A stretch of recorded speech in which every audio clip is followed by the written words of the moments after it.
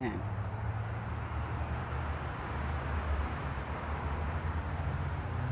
Yan, tignan nyo yung aking strawberry. Hindi ko yan inakyat, pinabayaan ko yan sa pot all throughout. Kaya ito, nagbubulaklak na. Yan, daming bulaklak. So mamimitas na naman yung apo ko. Itong aking roses. Something went wrong. Parang meron siyang sakit ngayon. Siguro i-spray ko siya ng hydrogen peroxide mixed with water. I'll do it tomorrow kasi uulan ngayon. Yeah. Iniba ko yung place. So yun, meron din ako dito. Yung mga roses ko, ayan, taas na. Ito yung climbing rose. Ayan, nag-start na yung grapes, lumabas na rin ng bulaklak. Ang mga small leaf. Yan, nakakatuwa. Itong aking boxwood, ibang klaseng boxwood to, I think need trimming, ibibilog uli ng husband ko. Ito yung peras, namulaklak din ng peras, nakakatuwa.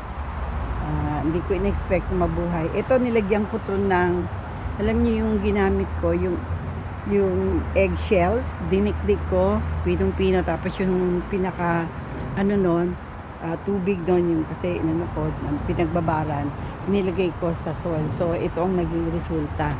Tama siguro sila na kailangan natural fertilizer talaga.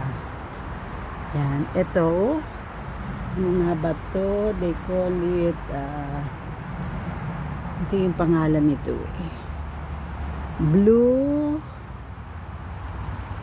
ito peras, ito klaseng peras na to. Plum tree to. Small plum tree na inilagay ko dito. Yan. Tapos nilagyan ko ng creeping jelly. Namulaklak din siya, so mamumunga siya. Ito yung rose, ito yung aking succulent. Kita nyo, yan, madami na siya.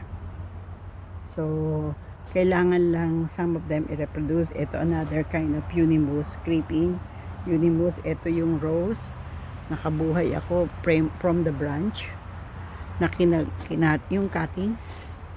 And then, ito another vine.